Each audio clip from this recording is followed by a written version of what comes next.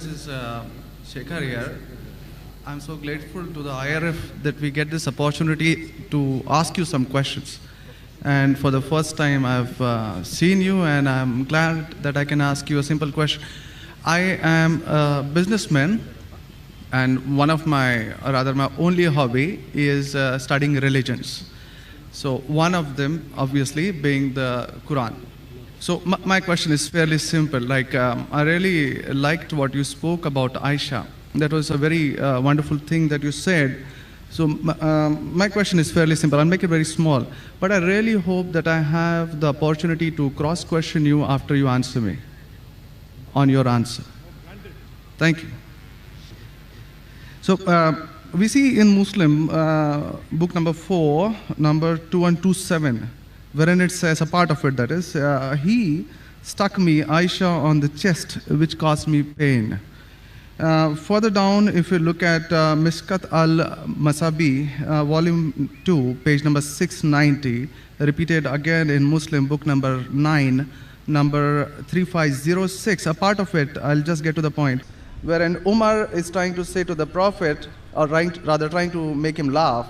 He says, Messenger of God, I wish you had seen the daughter of Khadija, where she asked me for extra money, and I got up and slapped her on the neck. God's messenger laughed and said, they are around me, as you see, asking for extra money. Abu Bakr then got up, went to Aisha and slapped her on the neck, and Umar did the same to Hafsa. Now we see something of a pattern coming in. Then if we just jump to Quran chapter 4, verse 34, and those wives you fear may be rebellious, admonish, banish them to their couches and beat them. Now, as I understand from your talk, that there is equal punishment for both man and woman. I'm not contending whether they should be beaten or not. My point is, what is the right of the woman if the man is wrong? Because he gets to beat her up. Brother asked a very good question, and I give you the right to cross-question me after the answer. It is granted. The brother quoted hadith of Sahih Muslim and Mishkat al-Masabi. Do you know the relationship between Hafsa and Hazrat Umar? Well, I've not really got to the point that much. I'm still studying. Do you know the relationship of Aisha and Abu Bakr? May Allah be pleased with them both. Her father, if I'm not mistaken. That's right. I'm asking you a question. Are you married? Yes. Yes. Do you have a daughter? 2 of them. 2 of them, fine. I get to go to heaven. Sorry? I get to go to heaven. No. If you bring them up correctly, I remember with love and compassion, then you'll go to heaven, otherwise not. But, just kidding. But that is only righteous deed. Without iman, you can't enter Jannah. So for you to go to heaven, besides upbringing your 2 daughters correctly, you have to follow the laws of the Quran and the Sahih Hadith and be a believer. I understand. That we'll discuss after answer to you. I understand. After answer, inshallah. I'm asking a simple question. Suppose your daughter, if she wants to jump from a 10-story building, what will you do? I'll stop her. Is she adamant? What will you do? Point, yeah. You get the point, very good. If she wants to jump, no, I want to go. I want to fly like Superman. Dad, you are preventing me from being a Superman. What will you do? Well, I'll stop her, obviously. Will you slap her or not? If required. She says, no, I want to jump. What will you do? Well, I can ask it the other way around. What I'm if asking, my wife brother. sees... I'm asking. If she wants to jump from the 10-story. I will hit her. If required. Not normally. You will say, Arey beti, jaan do na, Superman mat bano. Nahi banne ka abba. Jump marne ka hai. Ab dekho kaisa udti hu main. I want to fly. One flap. A father is cruel to be kind. Yes. Now, our beloved Prophet Muhammad said, anyone who does not love Allah and His Messenger more than his own life, he is not a Muslim. Anyone who does not love Allah and His Messenger more than his own life, he is not a Muslim. So there are many occasions what happened that sometimes they were disrespectful to the husband. Not a normal husband, Prophet Muhammad sallallahu alaihi wasallam. There were many occasions, not one occasion. There are many occasions, Hazrat Umar, may Allah be pleased with him, and Hazrat Abu Bakr, may Allah be pleased with him. When they came to know that one of the wives has caused pain to the Prophet, they were the father-in-law of the Prophet. But they loved the Prophet not only more than their daughter, they loved the Prophet more than their own life. There are many occasions. Which occasion you are referring to, I don't know. There were occasions when they came to know that my daughter has caused pain to the Prophet of Allah. How dare she does it? They being father, they have the right to slap. Not you and me. For us, they are the Ummahat al-Mu'mineen. They are the mothers of the believers. But yet, they were human beings. Even the wives of the Prophet. Though they were wives of the Prophet, they are the best examples, yet they were human beings and they did make mistakes.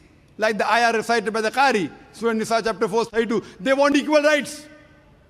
There was in Surah Azab chapter 33, where the wives of the Prophet tell the Prophet, why don't you give us the luxury of this world? They objected. Why are we undergoing such a life of poverty? So Allah sends a revelation. If you want this world, I will grant it to you, but you will not get Jannah. The verse of the Quran says, I will free you. That means, if you want, I will let you go free. Divorce, not that he divorced. And you can get the luxury of this world, but you won't get heaven in the hereafter. And the wives of the Prophet, they repented and they asked for forgiveness and Allah forgave them. So here also it's in context. And going against the Prophet is more bad than jumping from top. Jumping from top, your daughter will kill herself, that's it. Correct? But going against the Prophet is more bad. Did you get the answer? Sir, but my question still stands. I understood your point. I haven't completed my answer. Okay, you asked the question, no problem. My question is pretty simple. I haven't completed my answer yet, brother. All right. Because I know your question was in two parts. Then you quoted the verse of the Quran, Surah Nisa, chapter 4, 34. Yeah. And said about wife beating. I want to complete that before you answer. Otherwise, you say Zakir answered half. I only answered one part of your question regarding hadith. The second part is of Surah Nisa, chapter 4, verse number 34. Exactly after the verse that was recited by the Qari. After verse which says, Ar-Rijalu Qawwamuna 'ala an-Nisa, that the men are the protectors of the women. The verse says that if they're disobedient, then don't talk to her. After that, don't share the bed. Then the Arabic word is daraba, means beat her lightly. The Arabic word is beat her lightly, daraba. Ibn Abbas, may Allah be pleased with him, said, when you beat your wife, you should not beat on the face. Point number one. Point number two, when you beat your wife, there should be no mark left on her body.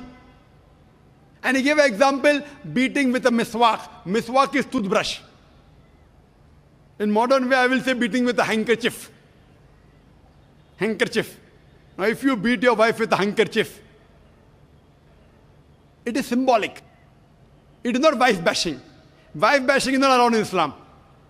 Wife bashing means one shot on the face. Hit so hard so that the mark remains. She'll remember you for the next 1 week or 2 weeks. In Islam, wife bashing is prohibited. It is daraba, means beat her lightly. That means first you tell her she's wrong. You admonish her. Don't share the bed with her. Ultimatum. Last warning. Beat her lightly. Now, what I said, for any crime committed, the punishment is same. Punishment is same. Beating lightly is not a punishment, it is a warning. Can you do the opposite? Can the daughter hit the father? What if your daughter slaps you? Will you like it? No. Why? Equality. Let me complete my answer. You talk about equality. If your daughter slaps you, will you like it? No. No. There may be occasion when you get lunatic, when you become very old, and if you want to jump and then she slaps you, I will agree with her, correct? Though you said, no, I'm agreeing with you. I understand. I'm helping you. You understand, but you don't understand me. No, I do. I'm helping you. Okay. If you grow up and you become a lunatic, you become senile, you want to jump from the 10th story, your daughter says, Abba, mat karo, don't do, father. She may have to slap you. She's doing in good faith. Accept it. Right? Now here, where a husband is giving a warning to the wife, if the wife does the same, what will the retaliation be? Imagine, suppose there's a massive person, bodybuilder comes and acts macho with you. If a small man comes, maybe you'll hit him. A macho person, Arnold Schwarzenegger, comes and tells you something. Will you hit him? Will you hit him? No. Though you may have a lot of guts, but Arnold Schwarzenegger, no. Why? Similarly, since Allah says in the previous verse, man has been given more strength than the woman. So a physical warning, a symbolic warning, a man can give to a woman can't give to a man. A woman can't. There are other things. There are other things she can do. Such as? Such as, for example, if she has to cook food in the house, It's the duty of the husband to get market. She can refuse to cook. If you don't get market, I will not cook. She can object. Very well. She can object saying, I will not cook. It's an objection on her part. If, for example, he is not offering salah is important, she can object nicely, with love and affection. My dear husband, please offer salah. Then she may get a little bit angry also, no problem. Getting angry with husband is not allowed, unless it's for the sake of Allah and His Rasul. But not physical. She can't get physical. If she gets physical, there will be retaliation. It will never work. Imagine your wife slapping you. Will you leave her? Fine, you may say, Jando. So, what do you realize? This is a symbolic beating. What the Western media has done, they portray as though it is wife bashing. Where is wife bashing? You know the hadith also. So, because of that, Islam is the best way of life. It shows you how to lead life with your wives also. Hope that answers the question. If you have any counter question, you're most welcome, brother. Yes, actually 2 points on that. Primarily, the first thing that is said is a daraba, which means basically tapping. And as I understand from the Hans word dictionary, it comes from the word idrib. And now, if you look at it, the Arabic word is used in 2 ways. One, to strike up a poem, the word idrib, from which the word darwa is taken out. The first is to strike up a poem, and the second, which is used 12 times in the Quran, is the physical action of striking. Strike off? Strike up a poem, or strike up a poem. Strike up a poem, metaphorically. Second part is the physical action of striking. It's used again in Surah 8:12, wherein it about an angel strike off their heads, strike off the very tips of their fingers. The same word is used. So how can the same word be interpreted there as lightly, but here as very good question. The second part. Very good question. Very good question. The second part is that if we come back to Sahih Bukhari, volume 7, number 715, again, the respectable, I truly mean that, respectable woman Aisha, a great scholar, I read about her, narrated, Aisha said that a lady came wearing a green veil and complained to her, that is Aisha, and showed her a green spot on her skin caused by beating. It was the habit at that time for women to support each other, means when they get beaten up, so you support each other. So when Allah's messenger came, Aisha said, I have not seen any woman suffering as much as a believing woman. Look, her skin is greener than her clothes. That was my second part. As for second part, I'll answer first, and first part, I'll answer second. No problem. She's complaining to the Prophet that somebody has done injustice to her. It doesn't end saying the Prophet agreed with it. If someone has done injustice, if you read ahead in some other hadith, the Prophet may have done justice to her. It doesn't say that someone beat her and the Prophet agreed with it. Correct? She is just reporting that maybe there is injustice done to a woman. That's it. The moment she's complaining means she's disagreeing with it. She didn't say, Prophet, I heard a very good thing I saw, that the woman was beaten up. The moment she's complaining means the wife, Hazrat Aisha, may Allah be pleased with her, disapproved of it. So the lesson we get from this is, no one should beat the woman such a way that she becomes green. But sir, see, the exact statement she makes is that I have not seen any woman, that's Aisha herself, it's not my interpretation, I have not seen any woman suffering as much as the believing woman.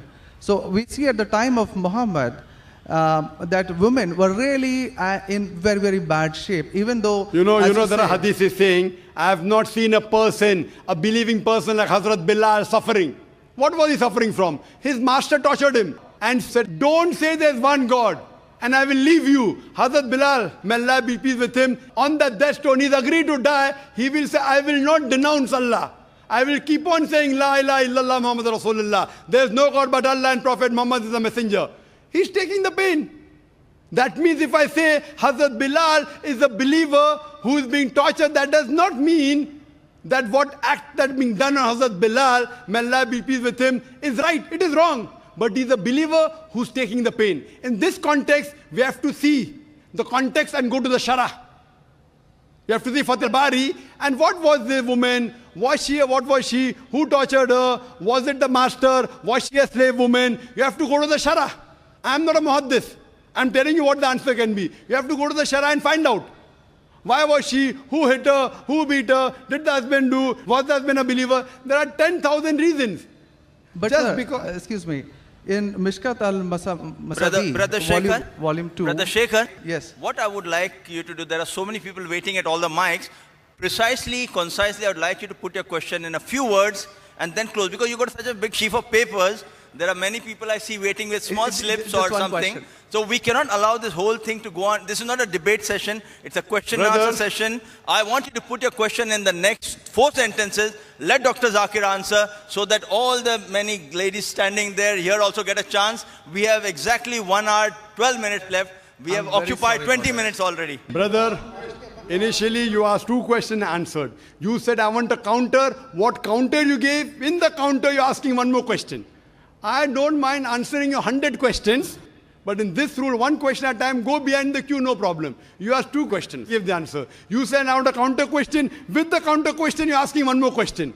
So, I'm very kind, I don't mind. I would love. After finishing, you can come in the cabin. And inshallah, I will answer all your questions. I want to ask you, after I answer your question, what will you do? Will you believe in the religion Hazrat Aisha believed? Yes or no? I yet have to answer your counter question. Well, it's not just this 1 point. There are many, many more. I'll answer inshallah all. How many are there? 10, 20, 50, 100? How many? Well, we can sit on that. How many approximately? Well, there are many more. I have not How really many? counted them. 10, 20, 100, 1,000, 10,000? How many do you have now in your mind? Well, I do have. How many? 10, 20, 30? How many? Yeah, probably quite a few. Maybe, Quite a few is how much? 5 or 10? Approximately. I don't know, maybe 100 questions. 100 questions you have? Brother, after this session is over, we sit together. Okay? Write down all the 100 questions. Inshallah. Inshallah. I will try and answer everyone.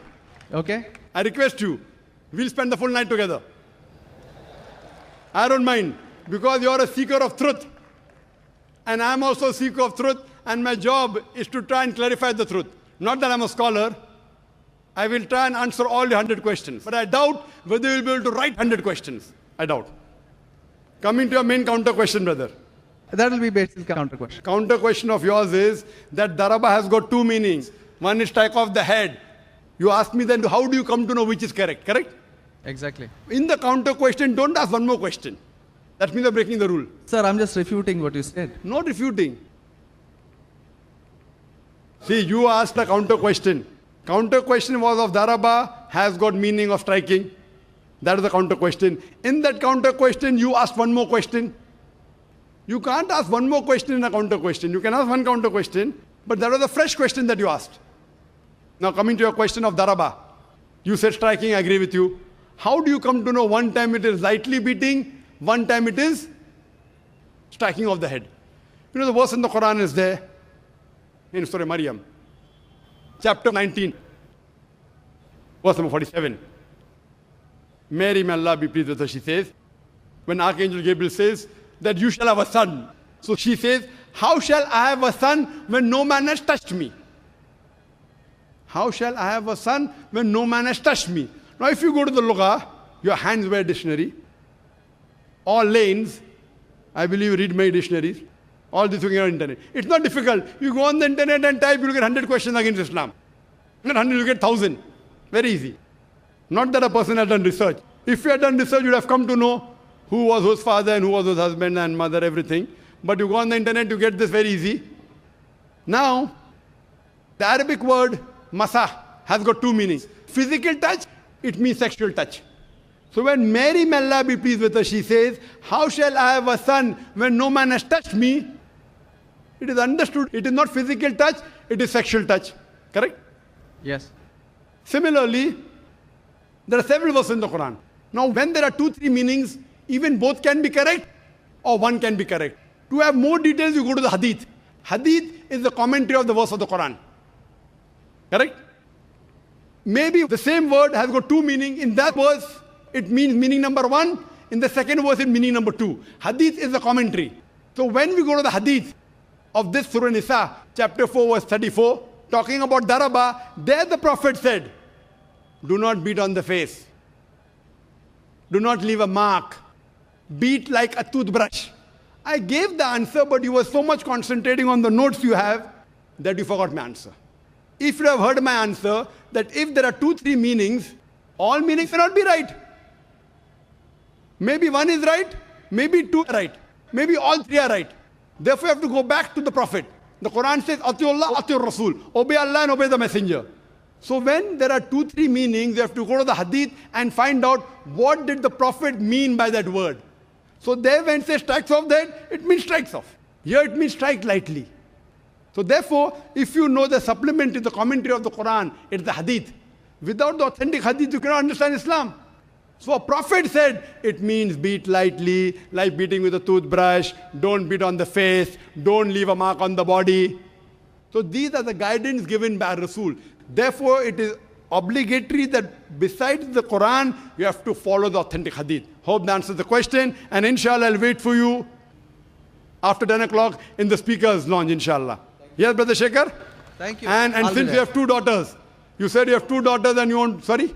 And 1 son. The son, there's no hadith saying the son will take you to Jannah here. Yeah. If he becomes the pious son, and if he prays for you, inshallah, even he will be a path to Jannah. What I want to see to it that besides good deeds, you even have faith. Faith is one of the important criteria to go to Jannah. And since you have an urge to go to Jannah, to paradise, inshallah, I pray to Allah subhanahu wa ta'ala, may He make me the zarya, the pathway to take you to Jannah, inshallah.